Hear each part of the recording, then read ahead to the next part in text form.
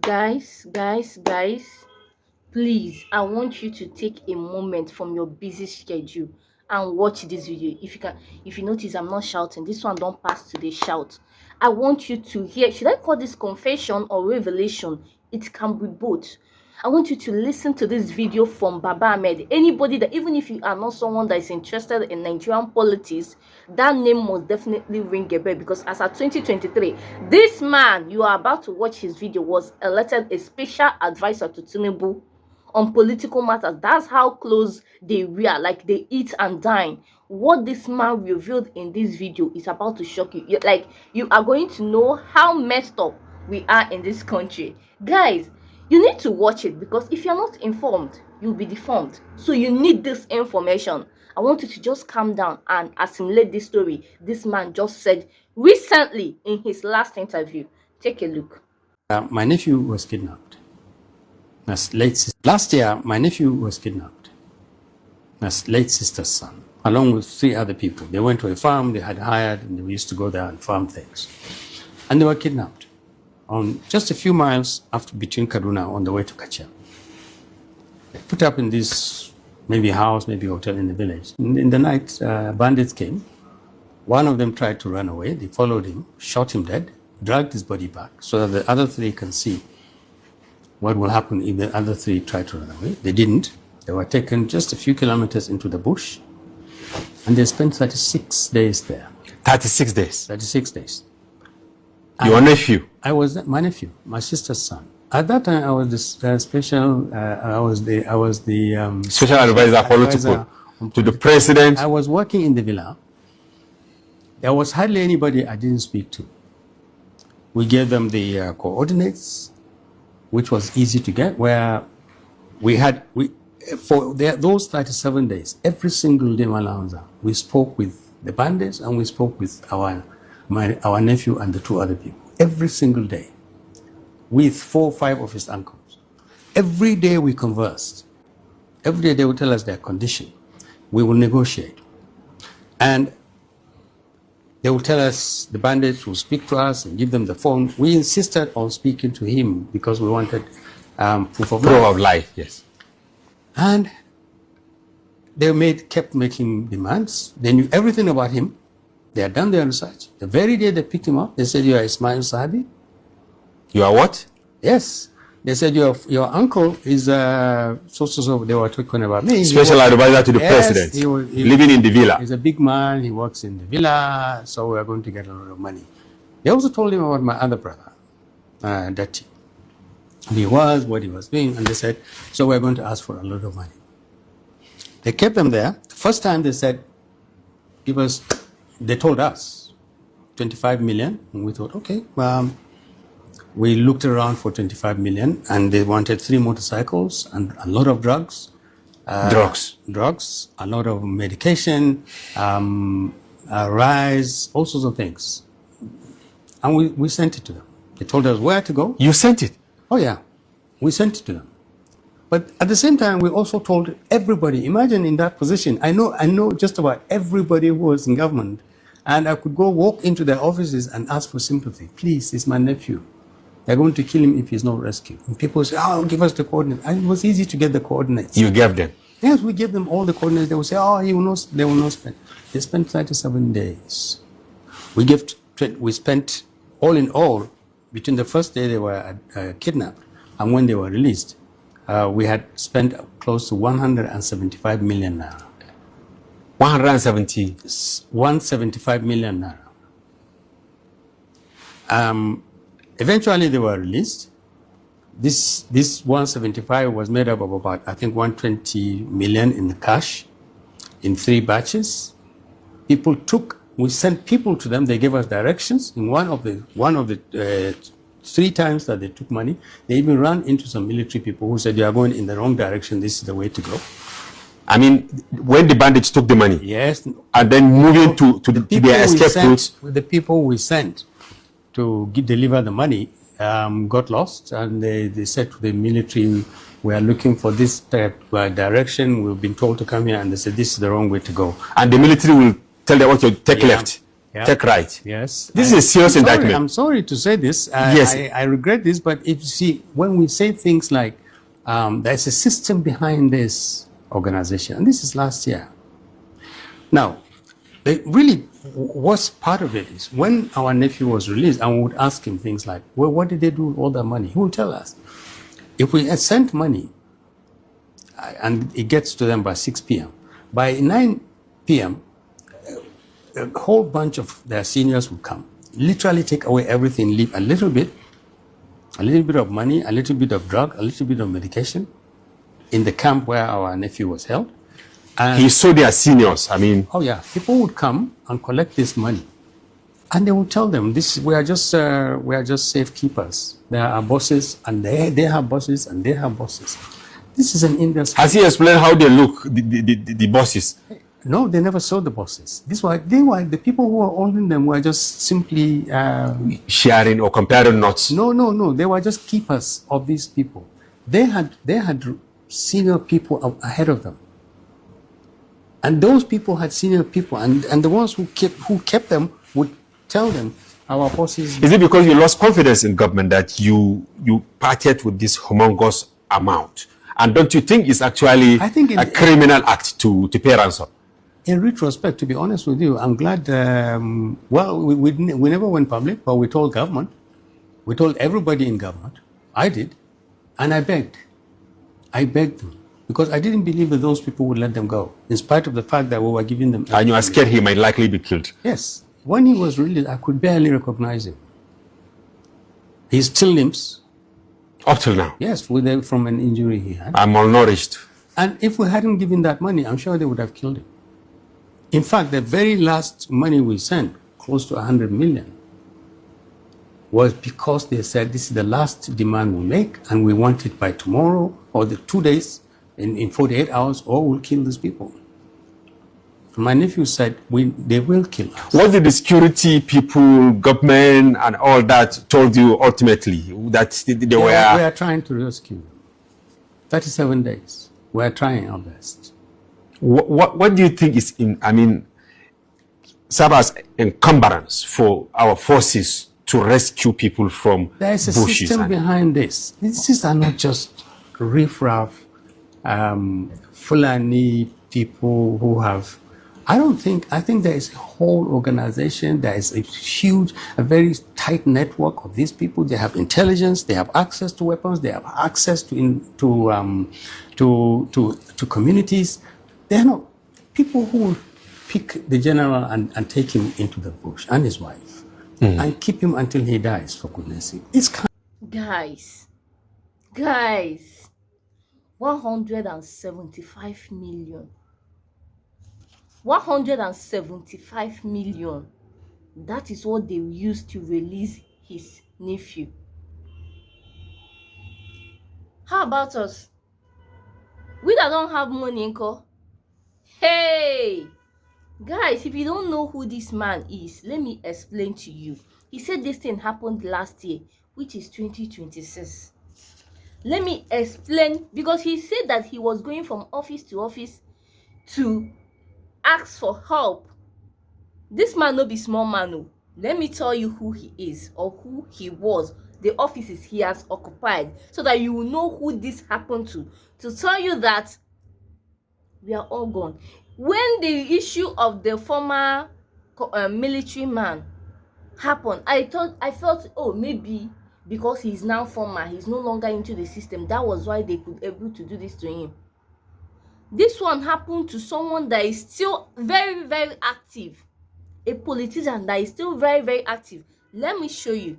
This man, Baba Ahmed, former spokesperson of the Northern Elders Forum. Northern Elder. That's the people that say what happens in the north. This man is among them. I am telling you. He was an appointed special advisor on political matters to President Tinubu in September 2023, serving in the office of Vice President Kashim Shettima, serving directly under Vice President. This is who this happened to. The ordinary man, the ordinary woman that is selling akara on the street. Where would they get 175 million?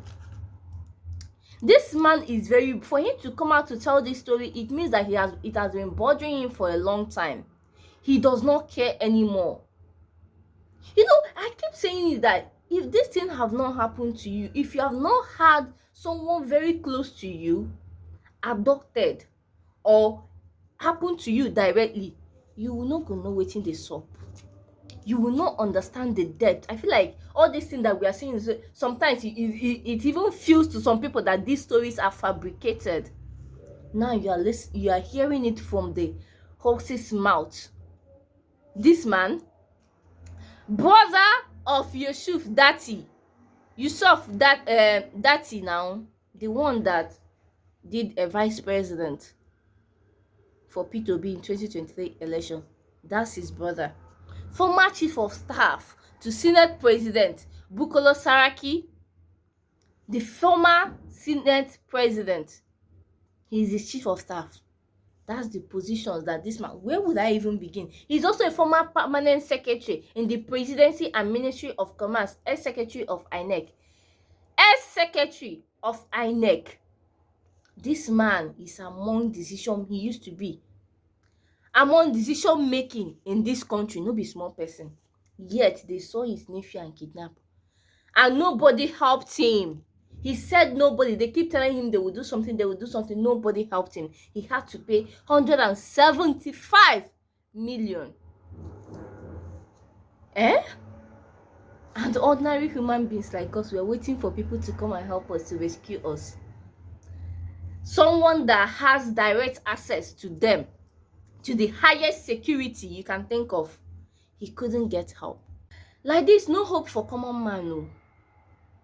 No hope for common man. If this can happen to a big man, it's not even about the money right now, it's about the connection. Someone as highly connected as Baba Ahmed, if this can happen to him, nobody is safe. Nobody is safe. I don't know, someone, I'm not the only one, someone in the comment section pinpoint some comments. There are 3 heavy comments that this man made in this video. I don't know if some of you noticed it. Let's take it through. This man noticed it, and immediately I saw this in the comment section of this video. I said, bam. I thought I'm the only one that heard this. Like, he said it and it sounded somehow in my ear. There is a system behind all of this. This man said this thing like twice. Let me not just exaggerate. He said like twice in this video. You can go back and watch it. He kept saying there is a system behind this. Who are this system? Who are this system? These people will have connection, they have intelligence. That's to show you that all these ones that you will see in the videos, they are not even the main people. They are just their servants, that the people that are carrying out the work. Their main organ, we know they see them. They have intelligence. He said it now. People that can have access to abduct an ex-military man. Who would they not adopt? Another thing he said, we had spent close to 175 million. Once I see the way they used to call money. Have you asked yourself, if something happened, these people capture you one day, where are you going to get 100? And they don't used to call before. If you hear they kidnap someone, they will be demanding 400,000, 500,000, 1 million. Yes, you'll be shouting, please let me bring 100k, 100 plus, and they don't care if you have the money or not. If you don't, you just lose your loved one like that. Hey, another thing he said, in one of the days while delivering the ransom, they ran into some military people who said they are going the wrong direction. Did you hear that in this video? We are cooked. We are definitely cooked. He said in one of the days that his people were delivering the ransom, that's the people that were delivering the ransom, ran into military men, like our military men, telling them where they're going. They now told them they are going to the wrong direction. People that are carrying money, cash. They told him they're going to the wrong direction. They now maybe directed them to the right. They couldn't even save them. That means that one no concern anybody. In fact, even hey, things they happen, oh, things they happen. And now the latest news right now is they said we should stop talking fronting insecurity and banditry on media. That's the latest news right now. Look at it. Latest news right now from FG. Maybe they feel we are spoiling Nigerians' name. We should stop talking about how can you beat a child and tell him or her not to cry. We should pretend that what is happening to us is not happening, but it is happening. We should talk. Was Nigeria in good light? That was how they blasted Davido for wearing that costume he wore to his World Cup performance. You know, in his jacket he has the names of those Oyo students and teachers that were abducted. He had it embedded on them to tell the world what Nigeria is passing through. And like two people came out to warn him seriously, to tell him that he did bad, that he was portraying Nigeria in the bad light. How are we supposed to portray Nigeria in the good light? Are we in a good light and we are not portraying? Now immediately after that, this latest news now drop. We should stop fronting insecurity on media.